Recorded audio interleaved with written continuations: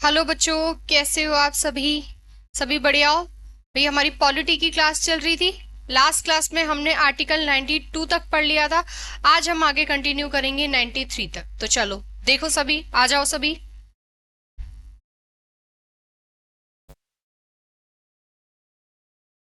देखो भाई, 93 मैंने आपको याद करने का एक बहुत अच्छा तरीका बताया था। हमने आर्टिकल 89, 90, 91, 92, ये चारों बेटा हमने पढ़े हैं राज्यसभा के लिए। ठीक है।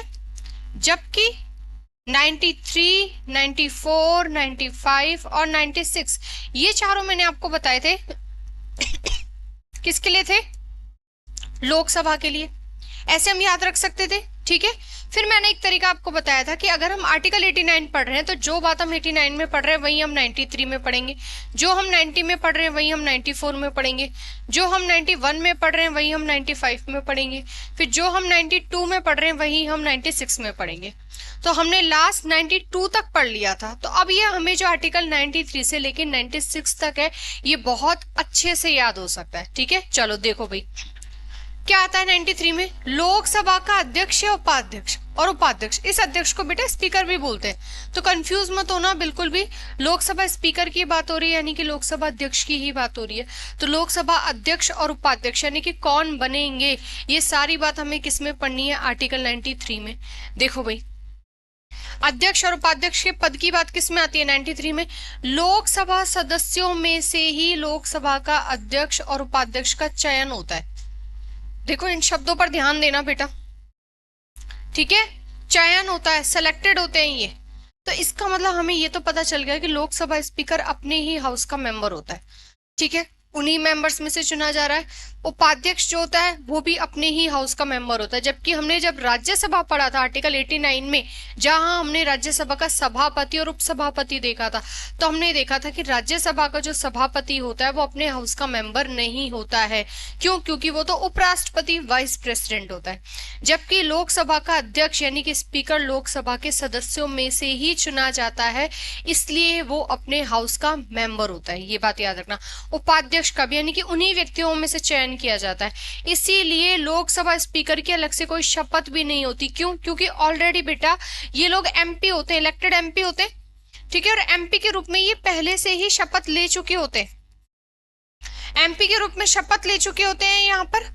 तो ऑलरेडी जब ये एक बार शपथ लेके आ चुके हैं तो उन्हीं सदस्यों में से ही क्या बनते हैं? लोकसभा अध्यक्ष और उपाध्यक्ष। तो वापस इनकी शपथ नहीं होती। तो ये बात याद रखना नोट करके कि लोकसभा अध्यक्ष की अलग से कोई शपथ नहीं होती। ये पहले ही एमपी के रूप में शपथ ले चुके होते हैं। इन्हें शपथ दिलवाता कौन है? तो अभी हम आगे पढ़ेंगे कि राष्ट्रपति द्वारा नियुक्त कोई व्यक्ति, और वो व्यक्ति कौन होता है? प्रोटेम स्पीकर होता है। हालांकि प्रोटेम स्पीकर शब्द हमारे कॉन्स्टिट्यूशन में लिखा हुआ नहीं है। हमारे कॉन्स्टिट्यूशन में लिखा हुआ है राष्ट्रपति द्वारा नियुक्त कोई व्यक्ति। लेकिन उस व्यक्ति को हमने एक पोजीशन दे रखी है प्रोटेम स्पीकर की। उसका काम यह है कि जितने भी न्यूली इलेक्टेड एमपी आए हैं उन सबको क्या करवाना? शपथ दिलवाना। ठीक है, तो ये बात याद रखना है यहाँ से। तो हम यही पढ़ रहे हैं कि लोकसभा अध्यक्ष में सदस्यों में से ही लोकसभा अध्यक्ष और उपाध्यक्ष का चयन किया जाता है, उन्हीं में से वहां पर चयनित हो जाते हैं। ठीक है, उसके बाद याद रखना, लोकसभा अध्यक्ष और उपाध्यक्ष हेतु न्यूनतम उम्र कितनी होनी चाहिए? 25। क्यों? क्योंकि ये एमपी है, एमपी में से चुन रहे हैं। और लोकसभा का मेंबर बनने के लिए उम्र कितनी चाहिए? 25। जबकि राज्यसभा का मेंबर बनने के लिए हमें उम्र कितनी चाहिए? 30। तो लोकसभा अध्यक्ष बनने के लिए भी हमें कितनी चाहिए होगी? 25 ही चाहिए होगी, क्योंकि लोकसभा का मेंबर बनने के लिए भी 25 ही चाहिए।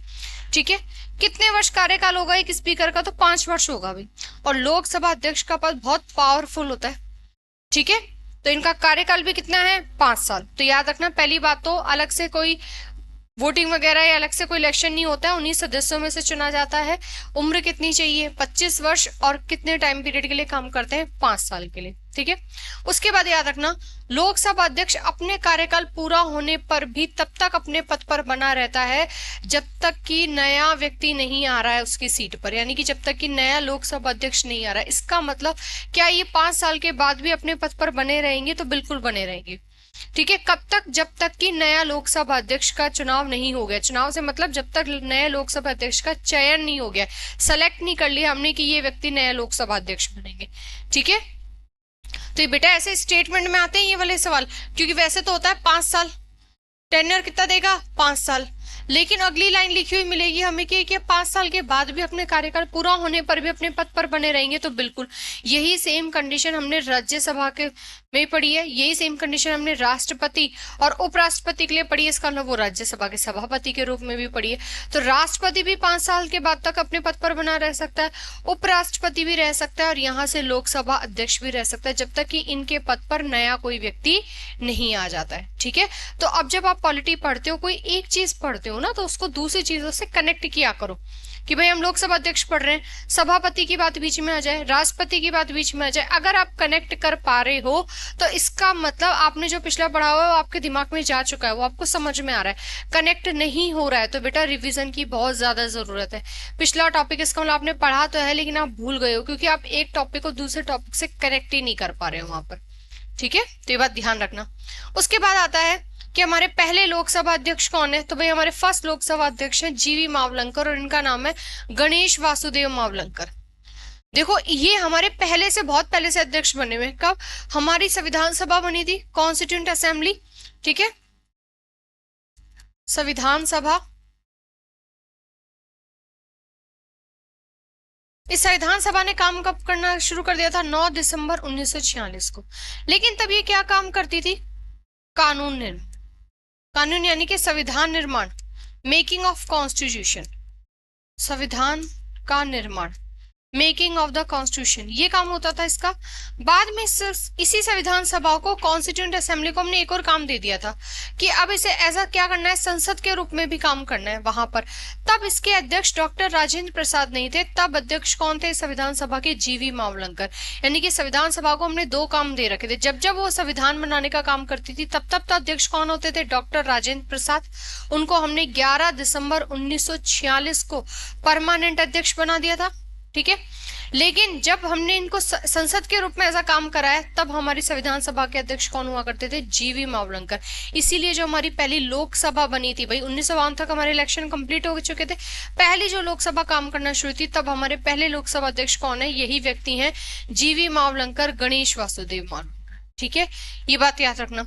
वर्तमान में 18वीं लोकसभा में, भाई अभी 18वीं लोकसभा के इलेक्शन हुए, लास्ट 17वीं थी, 18वीं लोकसभा के अध्यक्ष कौन है, ओम बिरला। और ओम बिरला की सीट भी याद रखना, ये कहां से, राजस्थान से, कोटा बूंदी से, राजस्थान से है भैया। ठीक है, राजस्थान से सांसद है, वहां से ये एमपी, और उसके बाद ये क्या बन गए हैं, हमारे लोकसभा स्पीकर बन गए। ठीक है, तो याद रखना ओम बिरला का संबंध कहां से, ऐसे क्वेश्चन आ सकता है। भाई ये तो सबको पता है कि 18वीं लोकसभा, एक तो लोकसभा का नंबर याद रखना, कौन से नंबर की लोकसभा चल रही है, 18वें नंबर की। अध्यक्ष कौन है, ओम बिरला। लेकिन ओम बिरला सांसद कहां से हैं, ये बात भी आपको पता होनी चाहिए। तो कहां से है ये, कोटा बूंदी, जो राजस्थान वाला एरिया, वहां से ये क्या बने हुए हैं, सांसद। ठीक है, फिर प्रथम लोकसभा उपाध्यक्ष कौन बने, M.A. अयंगर।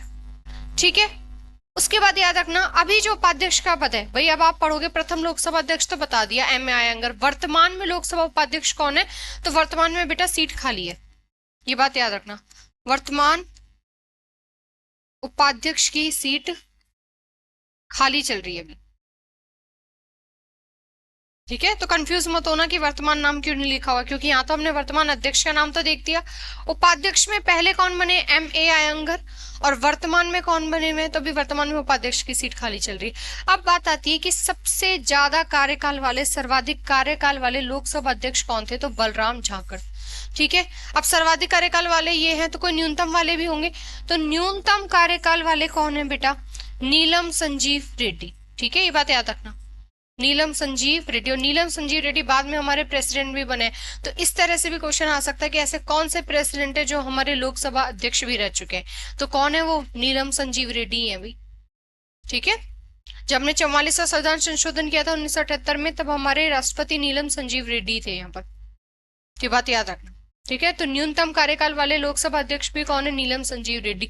तो नीलम संजीव रेड्डी लोकसभा अध्यक्ष भी और राष्ट्रपति दोनों रह चुके हैं। तो बहुत अच्छा सवाल बन सकता है यहाँ पर, क्योंकि लोकसभा अध्यक्ष और राष्ट्रपति का कोई कनेक्शन नहीं होता नहीं है, तो हम याद रखते भी नहीं है। लेकिन नीलम संजीव रेड्डी के लिए बहुत अच्छा सवाल बन सकता है, स्टेटमेंट में आ सकता है कि भाई पहले ये लोकसभा के अध्यक्ष भी रह चुके हैं, तो बिल्कुल रह चुके हैं लोकसभा अध्यक्ष। ठीक है, तो न्यूनतम कार्यकाल वाले लोकसभा अध्यक्ष रह चुके हैं। उसके बाद और कौन कौन से हैं, तो देखो इधर, के.एस. हेगड़े। के.एस. हेगड़े ऐसे व्यक्ति हैं जो सुप्रीम कोर्ट के न्यायाधीश और साथ में लोकसभा के अध्यक्ष भी रह चुके। तो क्या कोई ऐसा व्यक्ति है जो सुप्रीम कोर्ट का जज भी रह चुका हो और साथ में लोकसभा अध्यक्ष भी रह चुका हो? तो ऐसे व्यक्ति कौन है? के.एस. हेगड़े। और आजकल के पेपर में इस तरह के नए फैक्ट आने लग गए, फैक्ट आ रहे हैं लेकिन बहुत डिटेल से फैक्ट आ रहे हैं कि अगर आप लोकसभा स्पीकर पढ़ रहे हो तो आपको उसके बारे में सब कुछ पता होना चाहिए। तो बात याद रखना भाई कि के.एस. हेगड़े ऐसे व्यक्ति हैं जो सुप्रीम कोर्ट के क्या रह चुके हैं? जज भी रह चुके हैं और साथ में लोकसभा अध्यक्ष भी रह चुके हैं। उसके बाद अब महिलाएं कैसे पीछे रह सकती हैं भाई? कोई महिला वाला सवाल भी बन सकता है। तो पहली महिला लोकसभा अध्यक्ष कौन है? मीरा कुमारी। कौन सी लोकसभा में बनी? तो इनका तो ईयर भी पूछ सकता है। तो 15वीं लोकसभा में, और 15वीं लोकसभा कब? 2009 में। ठीक है, ये तो पहली महिला जो है जो लोकसभा अध्यक्ष बनी है। क्या कोई और भी है ऐसी? तो बिल्कुल है। दूसरी महिला लोकसभा अध्यक्ष भी कौन है? सुमित्रा महाजन, जो इसके ठीक अगली 16वीं लोकसभा 2014 में बनी है। ठीक है, तो ये 2009 से 2014 हो गई और ये 2014 से लेके कब तक हो जाएगा? 2019 तक। ठीक है, उसके बाद प्रथम जनजातीय, क्या कोई जनजाति ट्राइबल से भी लोकसभा अध्यक्ष बने? तो बिल्कुल बने, पी.ए. संगमा। और पी.ए. संगमा कब बने? 1996 में। इसको हिंदी में करेक्ट कर लेना, 1996 याद रखना भाई। ठीक है, तो देखो यहाँ से हमारे कितने क्वेश्चन तैयार होते हैं। पहले लोकसभा अध्यक्ष कौन है? वर्तमान में लोकसभा अध्यक्ष कौन है? पहली महिला लोकसभा अध्यक्ष कौन है? दूसरी महिला लोकसभा अध्यक्ष कौन है? पहले जनजातीय ट्राइबल लोकसभा अध्यक्ष कौन है? सर्वाधिक कार्यकाल वाले, न्यूनतम कार्यकाल वाले, कोई ऐसे जो सुप्रीम कोर्ट के जज भी रह चुके हो और साथ में लोकसभा अध्यक्ष भी रह चुके हैं। तो वहां हमें के.एस. हेगड़े का नाम याद रखना है। तो जब हम लोकसभा स्पीकर पढ़ रहे हैं तो सिर्फ हमें ओम बिरला का नाम याद नहीं रखना है, इनके ओम बिरला के साथ साथ हमें सारे नाम याद रखने हैं। साथ में ओम बिरला कहाँ से सांसद है, ये सवाल भी तो आ सकता है पेपर में। तो कोटा बूंदी से, ठीक है, राजस्थान से सांसद है ये। उसके बाद देखो और कौन कौन से ऐसे व्यक्ति हैं जो लगातार 2 बार लोकसभा अध्यक्ष बने हैं। तो कौन कौन बने हैं भाई? M.A. आयंगर, ठीक है, G.S. ढिल्लोन, बलराम झाकड़, जिनका सर्वाधिक कार्यकाल वाले में है। ठीक है, G.M.C. बालयोगी और ओम बिरला। ओम बिरला भी चल ही रहे हैं भाई हमारे, 17वीं में भी यही थे और 18वीं में भी यही थे। तो याद रखना 17वीं और 18वीं दोनों में हमारे में लोकसभा अध्यक्ष कौन बने हुए थे? ओम बिरला ही बने हुए थे। ठीक है, तो ये सारे वो 5 व्यक्ति वो हैं जो 2 बार क्या बने हैं? लोकसभा अध्यक्ष। तो इसमें कम से कम एक तो M.A. आयकर का नाम जरूर याद रखना और एक बलराम झाकड़ का जरूर याद रखना भाई। ओम बिरला तो अभी चल ही रहे हैं 17वीं और 18वीं में। बलराम झाकड़ का क्यों याद रखना है? क्योंकि सर्वाधिक कार्यकाल वाले में नाम याद हो जाता है। पहले पे कौन है उपाध्यक्ष बने? तो M.A. आयंगर। ठीक है, उसके बाद लोकसभा अध्यक्ष क्या होता है भाई? लोकसभा का पीठासीन अधिकारी होता है। तो बिल्कुल होता है लोकसभा का पीठासीन अधिकारी। पीठासीन अधिकारी है, इसका मतलब क्या है? इसके पास कास्टिंग वोट, निर्णायक मत वोट है भाई, निर्णायक मत है इनके पास, कास्टिंग वोट की पावर है।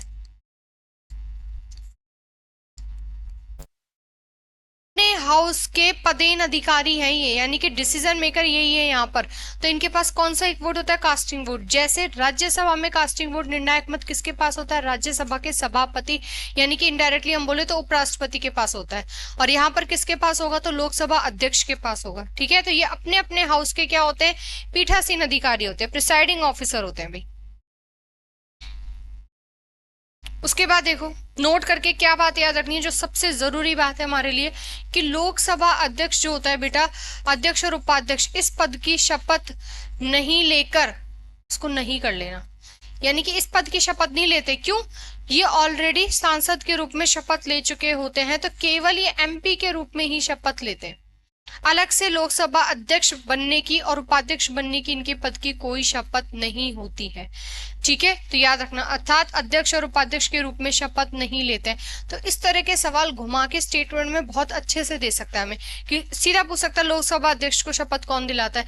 अब ऐसे में हमें राष्ट्रपति आंसर करना होता है वहां पे, या फिर प्रोटेम स्पीकर लगेगा हमें, कि राष्ट्रपति नहीं है तो प्रोटेम स्पीकर। लेकिन ये दोनों ही नहीं है, क्योंकि जब ये MP है तो प्रोटेम स्पीकर शपथ दिला चुका है।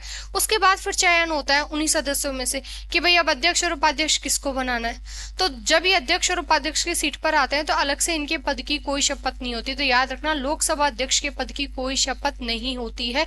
ऑलरेडी MP के रूप में, केवल सांसद के रूप में ये लोग शपथ ले चुके होते हैं। क्लियर है?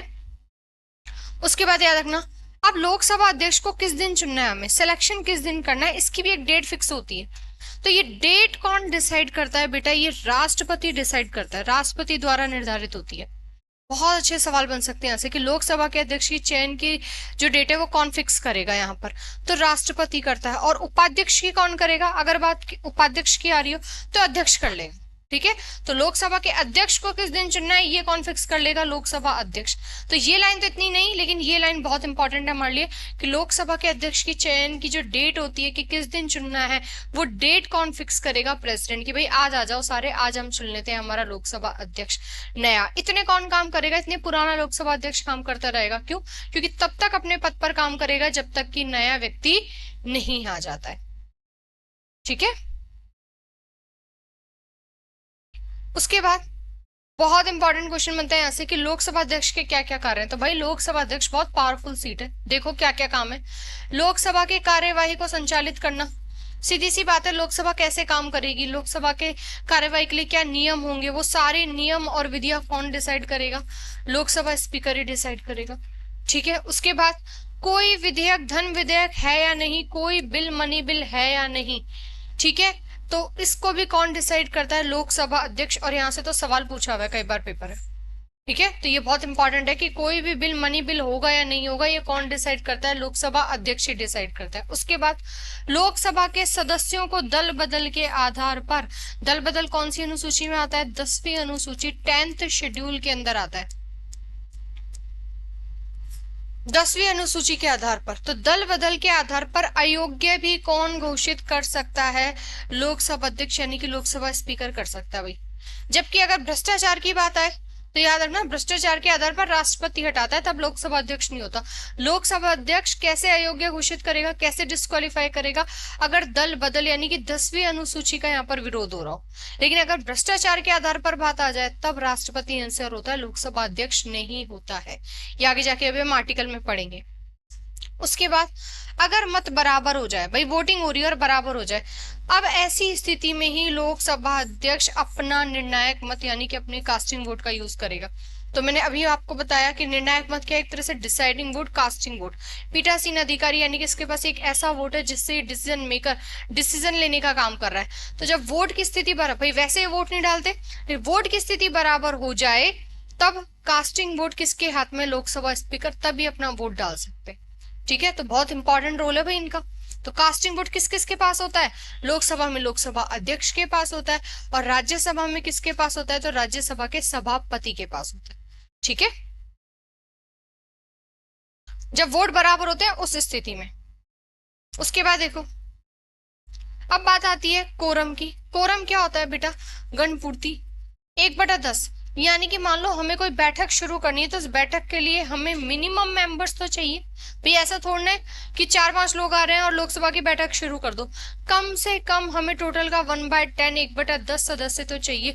उसी सदस्य संख्या को क्या कहा जाता है? गणपूर्ति या फिर कोरम। ठीक है, इंग्लिश में कोरम रहता है, लेकिन आजकल हिंदी में भी कोरम लिखा आ जाता है, गणपूर्ति लिखा हुआ नहीं आता। तो कंफ्यूज नहीं होना, हिंदी मीडियम वालों को कोरम और गणपूर्ति दोनों याद रखना है, जबकि इंग्लिश मीडियम वालों को एक ही शब्द याद रखना है, बस कोरम। ठीक है, अगर कोरम पूरा नहीं है तो ऐसी स्थिति में लोकसभा अध्यक्ष बैठक को स्थगित भी कर सकता है। बिल्कुल कर सकता है। क्यों? क्योंकि बैठक की अध्यक्षता तो लोकसभा अध्यक्ष को ही करनी है, और अध्यक्षता करने के लिए लोग तो आ ही नहीं रखे, तो कैसी बैठक? तो उस बैठक को आगे पोस्टपोन करने की पावर भी किसके पास है? लोकसभा अध्यक्ष के पास ही है।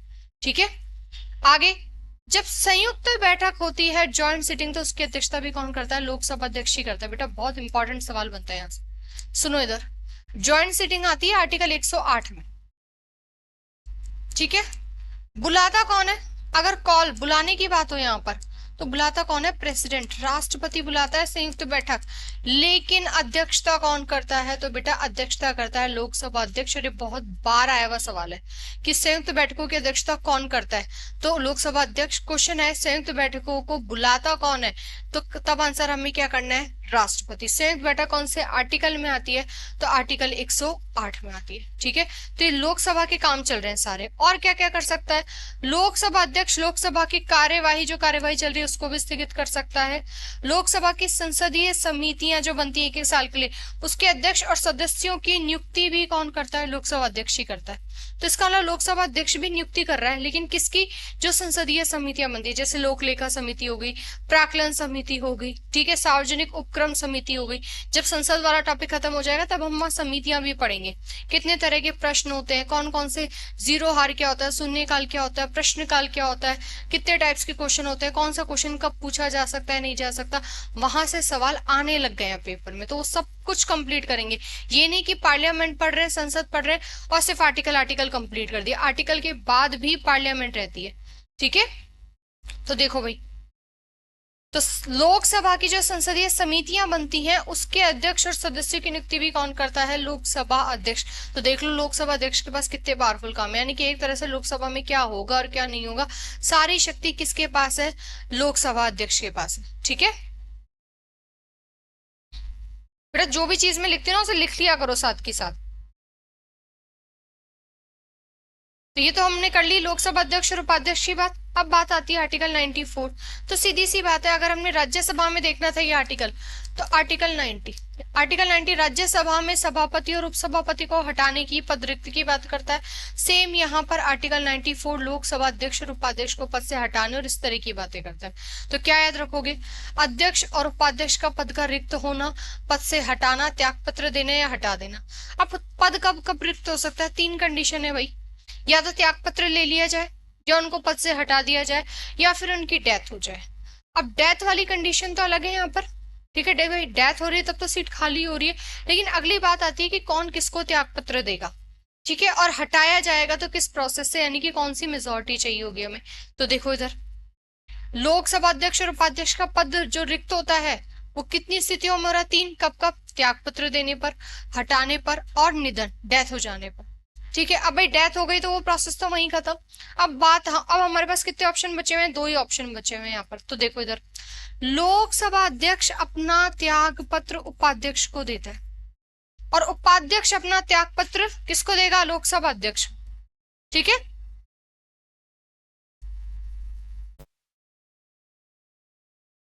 लोकसभा अध्यक्ष करना है। तो सीधी सी बात है, दोनों एक दूसरे को दे रहे हैं यहाँ पर, लोकसभा अध्यक्ष उपाध्यक्ष को और उपाध्यक्ष अध्यक्ष को। जबकि जब हम राज्यसभा हमने पढ़ा था तो हमने देखा था राज्यसभा का जो उपसभापति होता है वो अपना त्यागपत्र सभापति को देता है, लेकिन सभापति उपसभापति को नहीं देता वापस। सभापति कौन होता है? वाइस प्रेसिडेंट, और वाइस प्रेसिडेंट अपना त्यागपत्र देता है प्रेसिडेंट को, ठीक है। तो यहाँ पर दोनों में फर्क है, यहाँ दोनों लोकसभा अध्यक्ष और उपाध्यक्ष एक दूसरे को दे रहे, जबकि जब हम राज्यसभा पढ़ते हैं तो राज्यसभा में ऐसा नहीं है। तो अगर आप लोकसभा पढ़ रहे हो तो आपके दिमाग में तुरंत आना चाहिए कि अगर मैंने राज्यसभा पढ़ा है तो वहां कैसे होगा, यानी कि चीजें कनेक्ट होनी चाहिए आपकी। लोकसभा पढ़ रहे हो तो आपको राज्यसभा की अब तक की पढ़ी हुई सारी बातें याद आनी चाहिए। अगर वो याद आ रही है तो इसका मतलब आप जो पढ़ रहे हो बिल्कुल सही जा रहा है, आपके दिमाग में बिल्कुल ठीक से आपको समझ में आ रहा है यहाँ पर। और अगर याद नहीं आ रहा है तो रिविजन करो बेटा बार बार। तो ये बात याद रखना, लोकसभा अध्यक्ष अपना त्यागपत्र उपाध्यक्ष को, और उपाध्यक्ष किसको दे देता है? लोकसभा अध्यक्ष को। अब बात आती है हटाने की। तो त्यागपत्र हो गया, डेथ वाला सीन हो गया, सिर्फ हटाने का प्रोसेस क्या है तो सुनो। यदि लोकसभा सदस्य, भाई राज्यसभा से तब कोई लेना देना नहीं है क्योंकि उन्हीं सदस्यों में से चुना जा रहा है। यदि लोकसभा सदस्य साधारण बहुमत से, सिंपल मेजोरिटी से प्रस्ताव पारित कर दे तो ऐसे में लोकसभा अध्यक्ष और उपाध्यक्ष दोनों को पद से हटा दिया जाता है, यानी कि दोनों को हटाने का एक ही प्रोसेस है। और कितने दिन पहले नोटिस दोगे? 14 दिन पहले। तो देखो जितने भी दिन में नोटिस है ना सब में 14 दिन पहले। प्रेसिडेंट के लिए भी 14 दिन है, वाइस प्रेसिडेंट के लिए भी 14 दिन है, उपसभापति के लिए भी 14 दिन है, लोकसभा अध्यक्ष और उपाध्यक्ष दोनों के लिए भी 14 दिन ही है। तो ये दिन में तो कहीं फर्क आ नहीं रहा है, बात आ रही है सिर्फ मेजोरिटी की, ठीक है। कैसे याद रखोगे? आपके पास 4 व्यक्ति हैं, राज्यसभा का सभापति, राज्यसभा का उपसभापति, लोकसभा अध्यक्ष और उपाध्यक्ष। इनको हटाने के लिए मेजोरिटी याद रखने का तरीका कैसे है तो सुनो। इन चारों में से कौन एक व्यक्ति जो अपने हाउस का मेंबर नहीं है? वो है राज्यसभा का सभापति। क्यों? क्योंकि वो वाइस प्रेसिडेंट होता है। तो उसको हटाने के लिए राज्यसभा एब्सोल्यूट मेजॉरिटी, पूर्ण बहुमत का यूज करती है, जबकि लोकसभा सिंपल का ही करती है। बाकी जो बचे हुए 3 ऑप्शन है हमारे पास, चाहे वो राज्यसभा का सभापति, उपसभापति हो, लोकसभा का अध्यक्ष और उपाध्यक्ष हो, ये लोग अपने अपने हाउस से सिंपल मेजोरिटी से अगर प्रस्ताव पारित हो जाता है तो ये अपने पद से हट जाते हैं, यानी कि जो अपने हाउस का मेंबर है उसी हाउस में से अगर इनके लिए सिंपल मेजोरिटी आ जाती है हटाने के लिए, तो ये अपने पद से हट जाते हैं। तो याद रखने का तरीका यही है। यहाँ पर क्या होती है सिंपल मेजोरिटी, तो कुल का नहीं याद करते, कभी भी सिंपल मेजोरिटी निकालते हैं तो टोटल में से नहीं निकालते। प्रेजेंट का, उपस्थित का 50% से ज्यादा। सिंपल मेजोरिटी क्या होता है, प्रेजेंट का, उपस्थित का 50% से ज्यादा। ठीक है, ये बात याद रखना, उपस्थित का 50% से ज्यादा। तो साथ के साथ साधारण बहुमत का भी मतलब पता होना चाहिए, यानी कि अगर अध्यक्ष और उपाध्यक्ष दोनों को हटाना है तो कौन सी वाली मेजोरिटी चाहिए, साधारण बहुमत। बहुत सिंपल क्वेश्चन आ सकता है कि लोकसभा अध्यक्ष को कौन से बहुमत द्वारा हटाया जाता है, और क्योंकि अपने ही सदस्यों में से चुना जा रहा है तो राज्यसभा का कोई लेना देना नहीं है, सिर्फ लोकसभा वाले यहाँ पर वोट करेंगे। ठीक है, तो ये बात याद रखना बेटा, इंपॉर्टेंट है ये बात कि लोकसभा अध्यक्ष को और उपाध्यक्ष को कैसे कैसे हटाया जाता है। उसके बाद बात आती है आर्टिकल 95, अध्यक्ष के रूप में कार्य करने की उपाध्यक्ष और अन्य की शक्ति। यानी कि सीधा ये कह रहा है कि अगर अध्यक्ष नहीं है तो काम कौन संभालेगा, वही उपाध्यक्ष संभालेगा। लेकिन मान लो दोनों ही नहीं है, अब कौन काम संभालेगा यहाँ पर, तो देखो सबसे पहले लोकसभा का पद, लोकसभा अध्यक्ष का, लोकसभा का नहीं, लोकसभा अध्यक्ष का पद, ठीक है, अगर क्या है रिक्त तो काम कौन संभालेगा, उपाध्यक्ष। लेकिन मान लो अब लोकसभा अध्यक्ष और उपाध्यक्ष दोनों का ही पद रिक्त है, अब क्या करेंगे, तो कुछ नहीं, राष्ट्रपति यहाँ पर किसी एक व्यक्ति को नियुक्त करेगा, ठीक है, और वही व्यक्ति क्या करेगा, पूरा का पूरा काम संभाल लेगा। सेम हमने राज्यसभा में भी यही पढ़ा था कि अगर सभापति और उपसभापति दोनों की सीट खाली है तब भी काम कौन संभालेगा, तो राष्ट्रपति द्वारा नियुक्त कोई व्यक्ति उन्हीं सदस्यों में से चुन लिया जाएगा। सेम प्रोसेस यहीं पर है। ठीक है, लोकसभा की किसी बैठक से अध्यक्ष अगर अनुपस्थित रहता है, ठीक है, एब्सेंट है वहां पर, तो सारी बैठकों की अध्यक्षता कौन करेगा, उपाध्यक्ष ही करेगा, क्योंकि वैसे जनरली लोकसभा की बैठकों की अध्यक्षता कौन करता है, लोकसभा अध्यक्ष। अब यहाँ पर कौन उपस्थित है, उस दिन एब्सेंट है, भाई कोई जरूरी काम भी हो सकता है, तो ऐसे में अब अध्यक्षता कौन करेगा, तो लोकसभा उपाध्यक्ष कर देगा। और दोनों ही सीट खाली है तो सीधी सी बात है, अध्यक्षता कौन करेगा, राष्ट्रपति द्वारा नियुक्त कोई व्यक्ति कर देगा। क्लियर है। उसके बाद आता है यदि बैठक में अध्यक्ष व उपाध्यक्ष दोनों अनुपस्थित है और ऐसा व्यक्ति जो लोकसभा की प्रक्रिया के नियमों द्वारा अवधारित किया जाए यानी कि चुना जाए, ठीक है, और वो भी उपस्थित नहीं है, ठीक है, तो ऐसे में काम कौन संभालेगा, यानी कि बेसिकली ये कह रहा है कि मान लो अध्यक्ष भी नहीं है, उपाध्यक्ष भी नहीं है, राष्ट्रपति ने जिस व्यक्ति को नियुक्त कर रखा भी वो भी नहीं है, तो ऐसे में काम कौन संभालेगा, तो ऐसे में ही लोकसभा अपने में से किसी एक और व्यक्ति को क्या कर लेगी, अध्यक्ष के रूप में काम करने का मौका दे देगी। यानी कि अगर वो तीनों भी नहीं है तो लोकसभा अपने सदस्यों में से किसी एक और व्यक्ति को काम करने का यहाँ पर पूरा पूरा मौका दे देगी। ठीक है, तो बात याद रखना, ज्यादातर जो इस आर्टिकल में से जो सवाल पूछा जाता है वो यही वाला याद रखना कि अध्यक्ष का पद रिक्त है तो उपाध्यक्ष, और दोनों का पद ही रिक्त है तब कौन काम संभालेगा, तो राष्ट्रपति द्वारा नियुक्त कोई व्यक्ति। ठीक है, ज्यादातर जो हमारे लिए इंपॉर्टेंट है वो आर्टिकल 94 है, क्योंकि इसमें हटाने का प्रोसेस है, वहां पर मेजोरिटी पूछी हुई है और त्यागपत्र वाला सवाल बनता है। तो पढ़ते टाइम ये भी देखना कि कौन सा आर्टिकल हमारे लिए ज्यादा इंपॉर्टेंट है, ये मैं आपको साथ के साथ बताते हुए चलूंगी यहाँ से। उसके बाद देखो बेटा 95 हो गया, अब बात आती है आर्टिकल 96 की।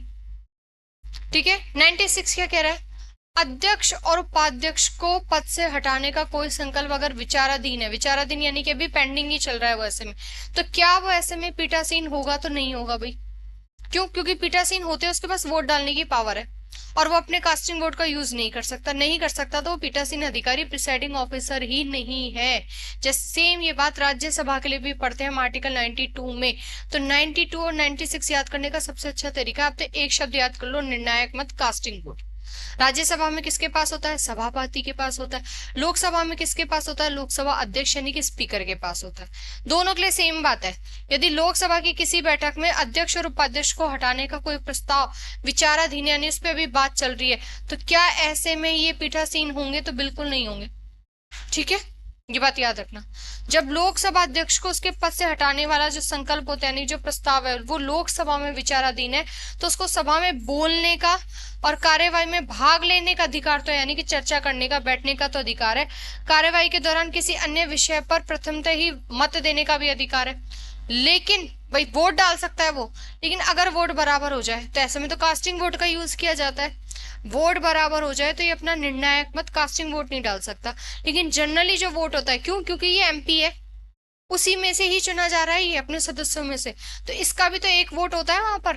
तो जनरली नॉर्मल कंडीशन में ये वोट डाल रहा है वहां पर, लेकिन अगर कास्टिंग वोट की बात आ जाए, वोट बराबर हो जाए, तो और इस तरह का प्रस्ताव, इसको हटाने का प्रस्ताव चल रहा है, तो ये अपने कास्टिंग वोट का यूज नहीं कर सकता है। ठीक है, ये बात याद रखना भी। तो वो अपना निर्णायक मत नहीं दे सकता, लेकिन वैसे ही नॉर्मल वोट बिल्कुल डाल सकता है, बैठ सकता है, चर्चा में भाग ले सकता है, पार्टिसिपेट कर सकता है। नॉर्मल वोट क्यों डाल सकता है? एमपी तो है ही भाई, एमपी तो रहेगा, भले ही लोकसभा अध्यक्ष के पद से हटा दो, एमपी से थोड़ी ना हटाओगे, एमपी तो रहेगा। ठीक है, ये बात याद रखना। तो यहां तक हमने देख लिया आर्टिकल 96। उसके बाद आता है बेटा आर्टिकल 97। सैलरी याद रखनी है सबकी, सभापति, उपसभापति, अध्यक्ष और उपाध्यक्ष, सबको सैलरी भी तो देनी है। तो देखो भाई, लोकसभा के अध्यक्ष और उपाध्यक्ष, राज्यसभा के सभापति और उपसभापति के वेतन की बात हो रखी है। इनका वेतन हम कहाँ से देंगे? तो भारत की संचित निधि, कंसोलिडेटेड फंड से देंगे। और ये संचित निधि में सारा पैसा कहाँ से आता है? जितना भी हम टैक्स पे करते हैं वो सारा का सारा टैक्स का पैसा इकट्ठा होता है और भारत की संचित निधि में जमा हो जाता है। इस संचित निधि से पैसा निकालना है तो किसकी परमिशन की जरूरत है? तो संसद, पार्लियामेंट बताएगी बेटा, पार्लियामेंट। क्यों? क्योंकि वेतन भत्ते भी कौन डिसाइड करती है? संसद। और संचित निधि में से पैसा निकालना है, ये भी पहले किससे पूछा जाएगा? संसद से। ठीक है, इनके वेतन भत्ते किस अनुसूची में आते हैं? तो अनुसूची 2 शेड्यूल 2 में आते हैं। और वैसे भी सैलरी अलाउंस सब शेड्यूल 2 में ही आते हैं। कितनी होती है सैलरी? तो देखो भाई, लोकसभा अध्यक्ष की सैलरी कितनी होती है? 4 लाख। और उपाध्यक्ष की कितनी होती है? 3.5 लाख। ठीक है, ऐसे ही जो राज्यसभा का सभापति है उसकी सैलरी कितनी होती है? 4 लाख। और उपसभापति कितनी होती है? 3.5। यानी कि कुल मिलाकर जो बड़े बड़े हैं, जो अध्यक्ष हैं, यानी कि इधर से लोकसभा और उधर से राज्यसभा का सभापति, इनकी तो होती है 4-4 लाख। और जो छोटे छोटे हैं इनकी 50-50 हजार कम कर दो, इनकी कितनी हो जाती है? 3.5 लाख, 3.5 लाख। तो यहां तक हमने क्या तक पढ़ लिया भाई? 97 तक हमने सैलरी भी दे दी इनको, काम भी तो करा लिया सारा। उसके बाद आता है आर्टिकल 98। और 98 में क्या आता है? तो देखो उधर, संसद का सचिवालय, सेक्रेटरीट ऑफ पार्लियामेंट। और यहां से सवाल पूछा जा चुका है भाई आर्टिकल 98 से। अब क्या होता है? तो ऐसा नहीं है कि पूरे संसद का एक ही सेक्रेटरीट होता है, राज्यसभा का अलग होता है और लोकसभा का अलग होता है। यानी कि संसद के दोनों सदनों का एक एक सेक्रेटरीट होगा। ठीक है, क्या काम है इसका? तो लोकसभा सचिवालय का सर्वोच्च प्रशासनिक प्रमुख लोकसभा का महासचिव होगा। और ये कौन होता है? जनरली एक आईएएस ऑफिसर होता है। ठीक ऐसे ही राज्यसभा का जो सचिवालय होगा उसका भी सर्वोच्च प्रशासनिक प्रमुख अधिकारी कौन होगा? राज्यसभा का महासचिव होगा। ठीक है, एक आईएएस अधिकारी होगा। अब ये तो सिंपल सी बात है, लेकिन ये जो महासचिव हम बना रहे हैं, जिसे इसका पद किसके बराबर है? तो याद रखना, लोकसभा और राज्यसभा दोनों का जो महासचिव है, यानी कि एक जो आईएएस ऑफिसर है, उसका जो पद है वो कैबिनेट सचिव के बराबर है। और यही सवाल पेपर में पूछा हुआ है कि लोकसभा का महासचिव का पद किसके बराबर है? तो कैबिनेट सचिव, कैबिनेट सेक्रेटरीट के पद के बराबर होता है उसका पद।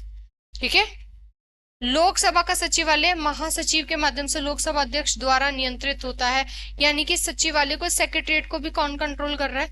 लोकसभा अध्यक्ष। तो ये भी तो लोकसभा अध्यक्ष का काम हो गया, तो ये बात भी याद रखना।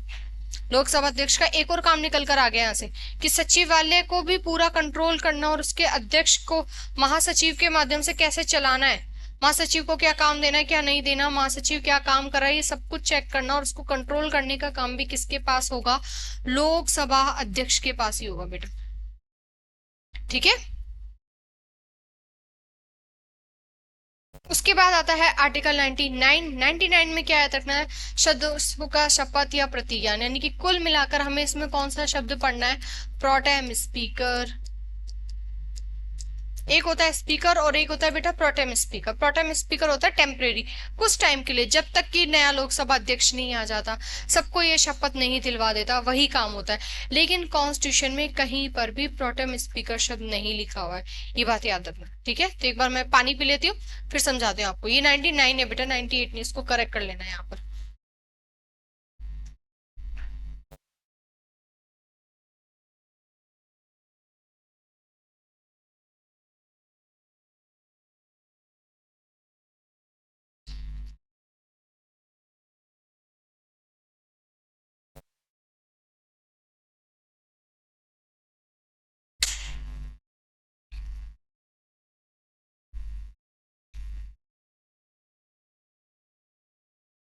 चलो, देखो भाई आगे, तो देखो कुल मिलाकर इसमें शपथ की बात करें तो किसकी शपथ, सांसदों की शपथ आती है भाई, ठीक है। प्रत्येक सांसद सदन संसद में अपना स्थान ग्रहण करने से पहले राष्ट्रपति या उसके द्वारा नियुक्त कोई जो व्यक्ति है उससे शपथ लेगा, उसके बाद ही वो संसद में बैठेगा। और अगर बिना शपथ लिए संसद में बैठता है तो जुर्माना लगता है, फाइन लगता है इन पर भी।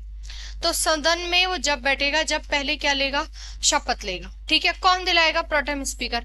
लेकिन क्या हमारे संविधान में प्रोटेम स्पीकर, बेटा ये इंपॉर्टेंट है लाइन, क्या हमारे संविधान में प्रोटेम स्पीकर शब्द का उल्लेख है, तो नहीं है, ठीक है।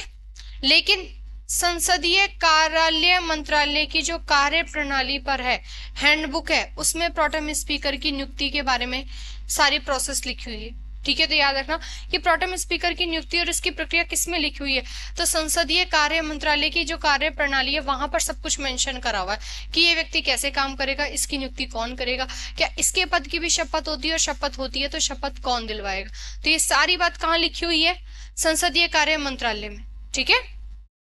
तो पहली बात तो क्या याद रखोगे कि क्या हमारे कॉन्स्टिट्यूशन में प्रोटेम स्पीकर शब्द है, नहीं है। लेकिन हमें आर्टिकल 99 में पढ़ना क्या है, प्रोटेम स्पीकर ही पढ़ना है हमें। देखो अब इधर पहली बात, प्रोटेम स्पीकर क्या होता है, तो सीधी सी बात है, स्पीकर लगा हुआ है तो अध्यक्ष तो है, लेकिन कैसा वाला अध्यक्ष है, अस्थायी अध्यक्ष। क्या काम है, इसकी नियुक्ति कौन कर रहा है, राष्ट्रपति। शपथ है तो बिल्कुल है, पहले ये खुद शपथ लेगा फिर दूसरों को दिलवाएगा, और शपथ कौन दिलवाएगा, राष्ट्रपति द्वारा क्या दिलवाई जाती है, शपथ। किसे बनाओगे, अब बात आती है प्रोटेम स्पीकर बनाओगे किसको, कैसे डिसाइड करोगे कि इस व्यक्ति को प्रोटेम स्पीकर बनाना है। तो सुनो इधर, सबसे वरिष्ठ और अनुभवी व्यक्ति, यानी कि सीधी सी बात है जो जितनी बार ज्यादा इलेक्शन जीत के आ रखा है वही व्यक्ति, वरिष्ठ और अनुभवी व्यक्ति को ही क्या किया जाता है, प्रोटेम स्पीकर नियुक्त किया जाता है। लेकिन क्या ये कॉन्स्टिट्यूशन में लिखा हुआ है ऐसा, नहीं, ये एक परंपरा है बस। तो याद रखना परंपरा के अनुसार, और आजकल पेपर में ना ऐसे शब्द घुमाने के लिए दे देते, कोई रीति बनी आ रही है पहले से, तो हाँ अभी तक हमने इसी परंपरा के हिसाब से प्रोटेम स्पीकर बनाए हैं, ठीक है। आगे जाके हालांकि चेंज हो सकता है क्योंकि ये एक परंपरा है, तो परंपरा को चेंज भी किया जा सकता है। कॉन्स्टिट्यूशन में मेंशन है ही नहीं प्रोटेम स्पीकर, तो ये तो सिर्फ जो मंत्रालय है उसकी जो कार्य प्रणाली उसमें सिर्फ नियम लिखे हुए हैं कि आप किस किस को बनाओगे और कैसे कैसे बनाओगे। तो ये एक परंपरा है कि किसी जो वरिष्ठ व्यक्ति है उसको प्रोटेम स्पीकर बनाया जाएगा। लेकिन कल कोई परंपरा चेंज भी हो सकती है, तो घुमाने के लिए ना ऐसे शब्द डाल देते हैं। तो देखो बेटा जो कॉन्स्टिट्यूशन में जिस हिसाब से लिखी हुई ना सारी चीजें वैसे ही पढ़ा रही हूँ मैं आपको पॉलिटी में, एक एक शब्द पे जहां मुझे लग रहा है कि इस शब्द में बच्चा घूम सकता है उसे मैं अलग से हाईलाइट कर रही हूँ। अब इसको याद रखना जो भी बात मैं बता रही हूँ यहाँ पर। तो परंपरा के अनुसार क्या कर रखा है कि कोई वरिष्ठ और अनुभवी व्यक्ति होगा उसे हम प्रोटेम स्पीकर बनाएंगे। कहाँ से हो सकता है, सत्ता पक्ष रूलिंग पार्टी और अपोजिशन विपक्ष का भी हो सकता है, यानी कि ये तो जरूरी नहीं है कि प्रोटेम स्पीकर क्या हो हमेशा रूलिंग पार्टी का ही हो, ऐसा कोई जरूरी नहीं है। रूलिंग पार्टी और अपोजिशन, ठीक है, दोनों से ही हो सकता है। लेकिन ये जो प्रोटेम स्पीकर का पद होता है क्या ये राज्यसभा में होता है, नहीं, सिर्फ और सिर्फ कहाँ होता है, लोकसभा में। यानी कि जो लोकसभा से एमपी बनकर आ रहे हैं उन्हीं को ही ये शपथ दिलाते हैं। तो ये बात भी याद रखना कि प्रोटेम स्पीकर का जो पद होता है वो सिर्फ और सिर्फ कहाँ होता है, लोकसभा में ही होता है, राज्यसभा में नहीं होता है। उसके बाद इसके काम देखो क्या क्या काम होता है प्रोटेम स्पीकर का। तो ये प्रोटेम स्पीकर का काम क्या क्या है, पहली बात जो न्यूली इलेक्टेड नव निर्वाचित सांसद आए उनको शपथ दिलवाना, ठीक है। लोकसभा अध्यक्ष और उपाध्यक्ष के चयन होने तक लोकसभा की कार्यवाही को संचालन, यानी कि जब तक परमानेंट कोई लोकसभा स्पीकर नहीं आ जाता तब तक सारी कार्यवाही कौन देखेगा लोकसभा की, तो ये प्रोटेम स्पीकर ही देखेगा, ठीक है। पहले लोकसभा के प्रोटेम स्पीकर भी कौन बने हुए, जीवी मावलंकर। तो याद रखो जीवी मावलंकर हमारे पहले लोकसभा स्पीकर भी हैं और उससे पहले हमारे ये लोकसभा के प्रोटेम स्पीकर भी रह चुके हैं, ठीक है। 17वीं जो पुरानी थी अभी 2024 से पहले 2024 से पहले उसके प्रोटेम भाई जून 2024 से शुरू हो गई थी हमारी, तो जून 2024 से पहले जो हमारी 17वीं लोकसभा थी उसके प्रोटेम स्पीकर कौन बने थे, वीरेंद्र कुमार सिंह। और पुराना पूछ सकते हैं, ये नहीं कि हमसे हमेशा 18वीं पूछेंगे, 17वीं के प्रोटेम स्पीकर पूछे जा सकते हैं अभी भी। उसके बाद 18वीं लोकसभा जो भी थी उसमें लोकसभा के हमारे जो प्रोटेम स्पीकर बने थे वो कौन थे, भर्तृहरि मेहताब। तो ये क्वेश्चन याद रखना। अब भर्तृहरि मेहताब बने तो भर्तृहरि मेहताब के बारे में पूछ सकता है कहाँ से आए ये, तो सुनो भर्तृहरि जो मेहताब है बेटा वो कटक ओडिशा में जो जगह है वहां से लोकसभा सीट से ये भाजपा के हैं, यानी कि रूलिंग पार्टी के हैं। अभी रूलिंग पार्टी के सांसद बने हुए और कितनी बार, 7वीं बार लोकसभा सांसद बने, तो सीधी सी बात है इतनी बार जीत के आ चुके हैं तब। तो याद रखना भर्तृहरि मेहताब कहाँ से है, तो पहली बात तो बीजेपी से, बीजेपी से भी कहाँ से है, बीजेपी में भी लोग जो कटक है, कटक लोकसभा सीट है वहां से, और 7वीं बार बने, तो वरिष्ठ तो होंगे ही जब इतने बड़े। तो वर्तमान में कौन है, 18वीं में भर्तृहरि मेहताब, जबकि 17वीं का भी हमसे पूछ सकता है तो कौन है, वीरेंद्र कुमार सिंह। तो ये प्रोटेम स्पीकर के दो तो काम याद रखना, ठीक है। और फ्री फैक्ट वाले क्वेश्चन याद रखना है यहाँ से कि पहले कौन बने, वर्तमान में कौन है, और 17वीं लोकसभा में कौन है। और जो भी कोई नया व्यक्ति होता है ना, तो जरूरी नहीं है इसका सिर्फ नाम याद करना है, सिर्फ अब नाम से काम नहीं चलता है। स्टेटमेंट वाले क्वेश्चन आते हैं तो वहां पूछा जा सकता है कि भर्तृहरि मेहताब का संबंध कटक लोकसभा सीट से। अब हमें भर्तृहरि मेहताब का तो नाम पता है लेकिन कटक पता ही नहीं है, तो आते आते क्वेश्चन गलत हो जाते हैं वहां पर।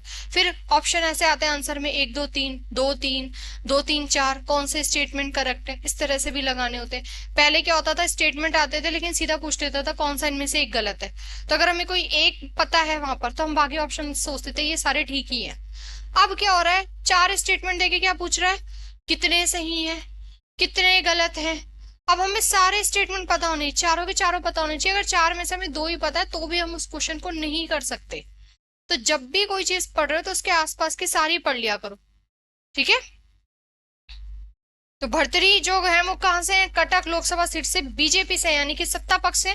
तो स्टेटमेंट बन के आ सकता है कि ये सत्ता पक्ष से, रूलिंग पार्टी से थे यहाँ पर, ठीक है। और कितनी बार, 7वीं बार लोकसभा सांसद बने, तो ये नंबर भी याद रखना।